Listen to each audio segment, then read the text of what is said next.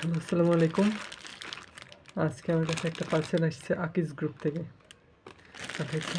এটা আসছে এজেআর পার্সেল থেকে, মানে courier and plus parcel service. যাই হোক, আমি প্যাকেটটা কেটে নিই।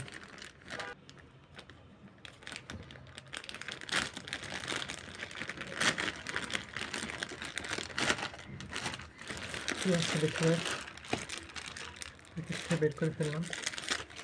প্রথমে একটা ওরাইমোর স্মার্ট অ্যাক্সেসরিজ,